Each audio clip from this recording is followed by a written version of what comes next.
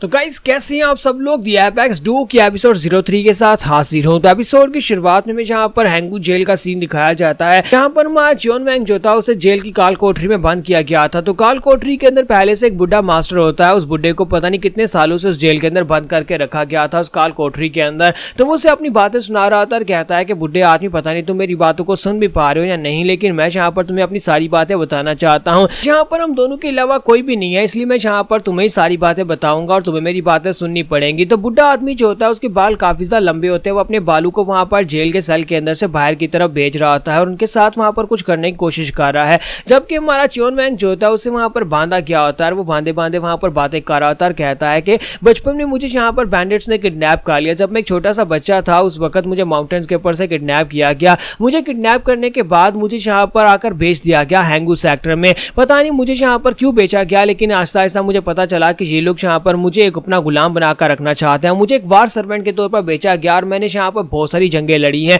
बहुत सारी फाइट्स लड़ने के बाद मैं अभी तक सर्वाइव कर पाया हूँ। हैंगू सेक्टर के लिए मैंने बहुत सारे घिनौने काम किए और उनके लिए बहुत सारी फाइट्स का हिस्सा बना। इतनी बार मरते मरते बचा और अब देखो यहाँ पर फाइनली मैंने उनसे अपनी आज़ादी मांगी और उन लोगों ने यहाँ पर मेरे साथ क्या किया है। ताइगो सेक्टर के कमीने आदमी ने यहाँ पर मुझसे कहा था कि अगर मैं 20 मास्टर्स को मारूंगा, 20 जंगें के लिए लड़ूंगा तो मुझे आज़ाद कर देगा, लेकिन अब मुझे काल कोठरी में डाल दिया। मुझे वापस जाना है, मुझे जाकर अपने फादर और अपनी सिस्टर को ढूंढना है। मुझे अपनी सिस्टर को जाकर हर हाल में ढूंढना ही होगा, लेकिन वो कमीना आदमी मुझे यहाँ पर बंद करके मुझे यहाँ से जाने नहीं दे रहा। बुढ़े मास्टर, काश मैं एक मार्शल आर्टिस्ट होता। अगर मैं मार्शल आर्टिस्ट होता तो फिर मैं बड़ी आसानी से ताइहो को हरा सकता था और यहाँ से भागकर जा सकता था, लेकिन अब क्या फायदा, मैं सिर्फ और सिर्फ एक वार स्लेव हूँ। मैं यहाँ पर मार्शल आर्ट्स भी नहीं सीख सकता। मुझे लगता है कि ये हैंगू सेक्टर के कमीने लोग जो है हमारे जैसे आम इंसानों को तो इंसान समझते ही नहीं है। उन्हें लगता है कि उनके पास पावर है तो हम लोग यहाँ पर उनके सामने कीड़े मकोड़े हैं। ये मार्शल मास्टर्स हमारे जैसे लोगों को इंसान नहीं समझते। अगर मुझे यहाँ पर कभी मौका मिला तो मैं यहाँ पर मार्शल आर्ट सीखना चाहूंगा ताकि अपने आप को स्ट्रॉन्गर बना सकूं,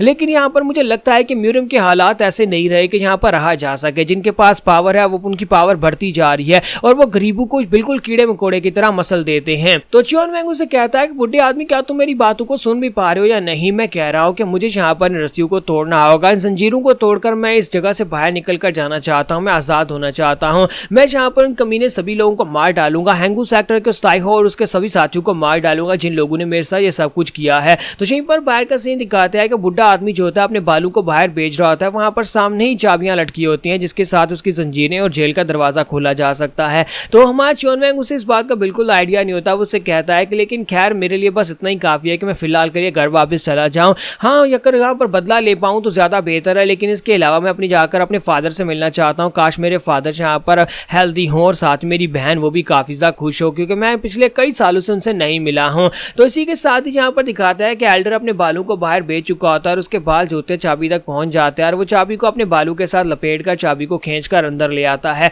और साथ ही उस चाबी को लेकर आता है। तो चियोन वैंग उसे कहता है कि बुढ़े आदमी ये तुमने क्या किया, तुमने कैसे किया, क्या तुम यहाँ पर से मुझे आजाद करने वाले हो, लेकिन तुम यहाँ पर से मुझे आजाद क्यों करोगे। तो बुढ़ा आदमी उस चाबी के साथ उसके हाथ खोल देता है और इसी के साथ ही हमारा चियोन वैंग उसे कहता है कि लेकिन मैं तुम्हें जानता भी नहीं हूँ, फिर तुम यहाँ पर मेरी मदद क्यों कर रहे हो। तो क्या तुम वाकई में यहाँ पर से भाग रहे मेरी मदद करोगे? अगर ऐसी बात है तो फिर ठीक है, मैं तुम्हें अपने साथ लेकर यहाँ से जाऊंगा। हम दोनों मिलकर यहाँ से भागते हैं। हम लोग इस बिल्डिंग को आग लगा देते हैं ताकि सभी लोग यहाँ पर आग बुझाने में मसरूफ हो जाए और उसके बाद हम लोग इस बिल्डिंग से भाग चलेंगे। और उसके आगे का सीन आपको पता है कि उसने अपने कंधे के ऊपर एक डेड बॉडी को उठा रखा था और वहां से भागता हुआ बाहर की तरफ गया था। तो असल में यही एल्डर था जिसे उसने अपने कंधे के ऊपर उठाकर रखा हुआ था, लेकिन एल्डर बेचारा रास्ते में मारा गया था। चियोन वैंग के जेल से भाग जाने के बाद का सीन दिखाया जाता है। जब ताइहो वहां पर पहुंचता है तो ताइहो आने के बाद सब कुछ देखकर काफी हैरान होता है कि दरवाजा टूट चुका होता है, आग लगी होती है, उन्होंने आग को बुझा लिया होता है। तो वहां पर आने के बाद वो कहता है कि यहाँ पर हुआ क्या है। तो वो लोग उसे बताते हैं कि बेसमेंट के फर्स्ट फ्लोर के ऊपर आग लगी थी जहाँ पर अंडरग्राउंड प्रिजन है।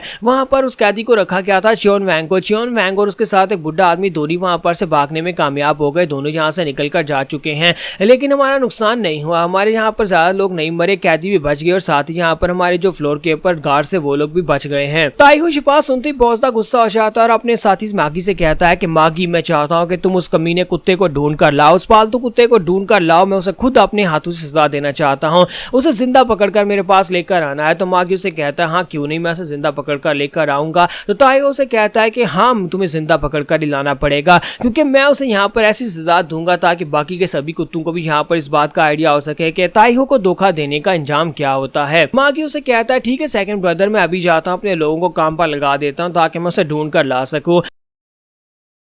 तो यहीं पर से नेक्स्ट सीन प्रेजेंट का दिखाया जाता है मॉक्स एंड फोर्ट्रेस का, जहां पर हमारा जंग मास्टर चियोन वैंग जो होता है वो अपनी बहन को ढूंढ लेता है। वो उसे ढूंढने के बाद कहता है कि क्या वाकई में तुम यहाँ पर चियोंग सैंग नहीं हो? तो चियोन सैंग जो होती है वो चियोन सैंग ही होती है, लेकिन वो कहती है कि मेरा नाम म्योग वोल है। और उसकी साथी उससे पूछती है कि म्योग वोल क्या तुम इस लड़के को पहचानती हो? तो वो कहती है नहीं, मैं इस तरह के गंदे और घटिया लड़के को बिल्कुल भी नहीं जानती, पता नहीं ये कौन है। तो हमारा चियोन वैंग जो होता है वो आगे बढ़ने की कोशिश करता है और कहता है कि रुक जाओ चियोन सैंग, मैं हूँ, मैं तुम्हारा भाई हूँ। लेकिन वहीं पर रास्ते में एक गार्ड लड़की आगे बढ़ती है और उसे कहती है कि हाय तुम हो कौन, रोनिन कहीं के, तुम्हारी हिम्मत कैसे भी यहाँ पर म्योंग वोल की तरफ आगे बढ़ने की? तो हमारा चियोन वैंग जो होता है उसे कहता है कि लड़की मेरे रास्ते से दूर हटो, मुझे अपनी बहन से बात करने दो। वो बार बार चिल्ला कर कह रहा था कि चियोन सैंग क्या तुम वाकई में यहाँ पर मुझे भूल चुकी हो? मैं चियोन वैंग हूँ, मैं तुम्हारा भाई हूँ। तो इसी के साथ ही वो लड़की गार्ड जो होती है अपने साथियों से कहती है कि मैं चाहती हूँ कि इस लड़के को अच्छा सबक सिखाओ, इसे मॉक्सन फोर्ट्रेस से बाहर फेंक कर आओ। आखिर इसकी हिम्मत कैसे भी यहाँ पर म्योंग वोल की तरफ देखने की? क्या इसे पता नहीं है कि म्योंग वोल कितनी ज्यादा खास कोर्टिशियन है? तो गार्ड्स उसे कहते हैं जी कैप्टन आजंग, हम अभी इसी लड़के को ठिकाने लगा कर आते हैं। और इसी के साथ ही वहां पर भीड़ के अंदर दिखाते हैं कि एक और लड़का होता है जिसने अपने चेहरे के ऊपर नकाब कर रखा होता है, वो भी यहाँ पर ये सब कुछ देख रहा होता है।